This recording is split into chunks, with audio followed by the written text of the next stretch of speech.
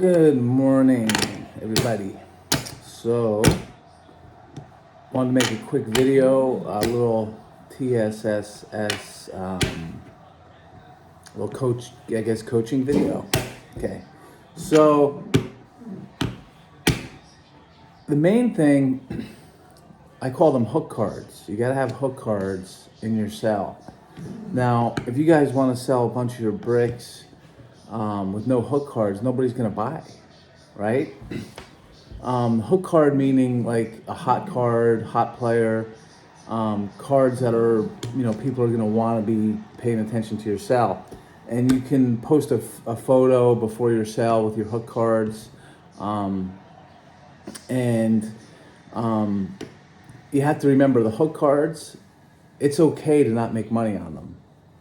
Right? It's okay to even lose $5, $10, $20 on a hook card. Because what that hook card is going to do, it's going to bring people and eyes to your sale. So, for instance, that Saka stained glass on my last sale, right? I made a picture before the sale. I put that on there, and it fucking got eyes. Everybody wanted it, right? I listed it high. I didn't sell it for high. I barely broke even on it. But what it did was it brought all these eyes to my sale, and so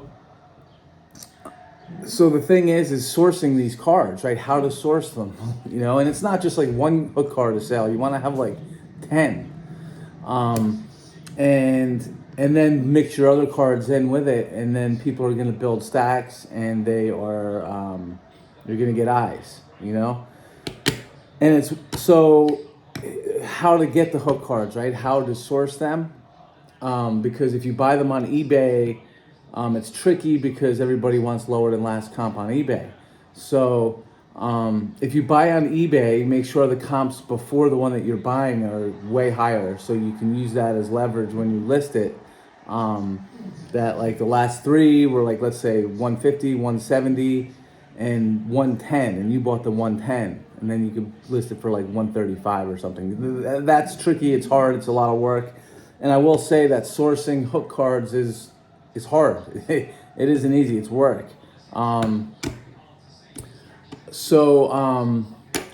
Good ways to source them. What I've done, I've used ComC.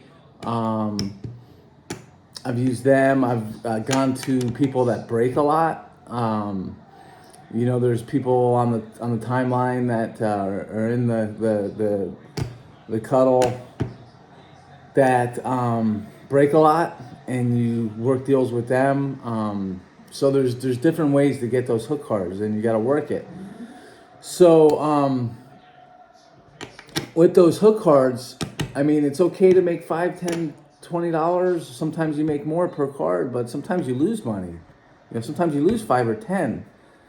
Or break even, but you're selling all this other shit with it, right? So you gotta look at the big picture of it's okay to take a loss on a card if you're moving all this other stuff. Now, another really good thing to do is talk to your buyers. Start a conversation with your buyers. I have buyers that are whatnot sellers, that are stack sellers in the UK, that they're just looking for all different types of random stuff. So these people will buy $20, $30 off my stack sale, and then afterwards I'll send them pictures of like 50 more things, and I'll end up selling them 50 cards for like, $40 or something, or put deals together for them. So that's a really good way to come off inventory. But if you're doing a TSSS sale and you're just looking to get rid of what you have, and you don't have a lot of hot cards or anything to go with it, it's not going to be successful. I mean, it might be success. I mean, you're going to put all this work in making these posts and everything, and it's going to be lackluster, and you might get frustrated.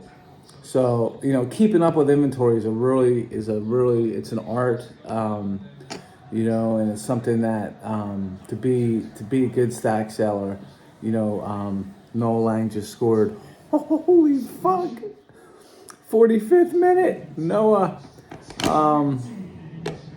So yeah. What else?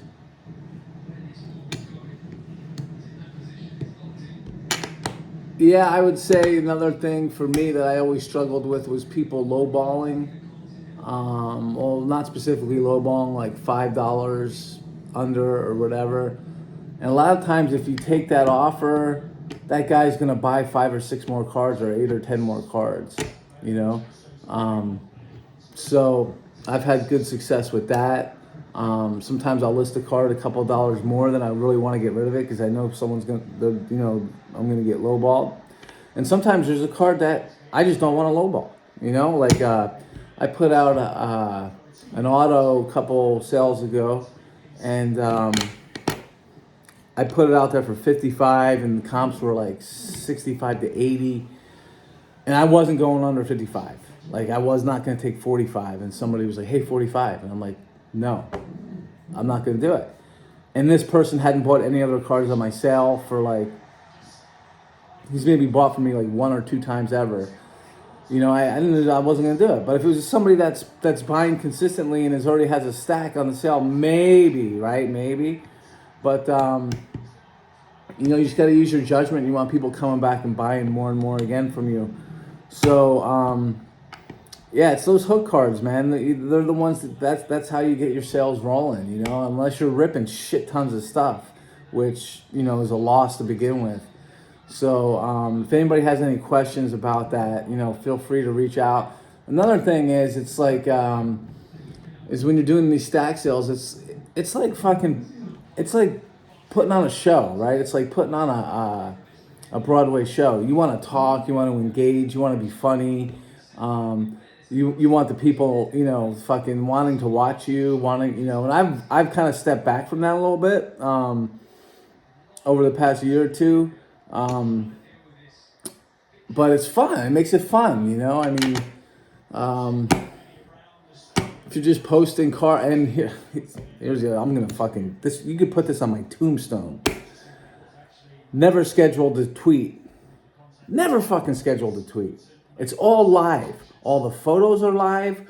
Everything is live. All the comping is live. I may comp like 5 or 10 cards before the sale, but I'm pretty in tune with the market. Like my finger's on the pulse of the market, so I know what things are going for. I know how much I paid for cards. I know how much I would let it go for.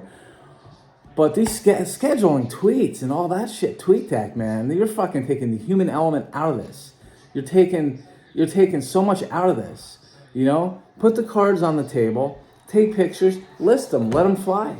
You know what I mean? And that's the way to go. Use Post-it notes, write down, who took the card, make your stacks on the side, 2 tables, one for selling, one for the purchases, and yeah, go live. You go TweetDeck, you get stuck, man. People aren't buying your shit, and then it's just like, it's so bland. So I'm adamantly against TweetDeck and people doing it that way. That's to me, I don't even want to I don't want to buy from people from that stuff. You know what I mean? I don't want to buy from TweetDeck. I want nothing to do with scheduled tweets. So yeah, if anybody has any questions on hook cards, let me know. And I know JCB is scheduling people like every 3 months or something. So you have like 2.5 months, right, to get all your hook cards to work on it. Figure out the players you think, Evan Ferguson's, Matoma's, Jude's, Saka, Holland, he's in another level, right? I don't consider those hook cards. I consider, those types of players that people want to buy, that are kind of harder to get. So anyhow, guys, enjoy the weekend. We got the Premier League starting this week. A lot of great matches, and hopefully the market starts going up. And signing out, CEO of the Lang Gang. And as I said, he scored in the 45th minute right now. Motherfucker is a stud. We're loving life. We are loving life. Talk to you later.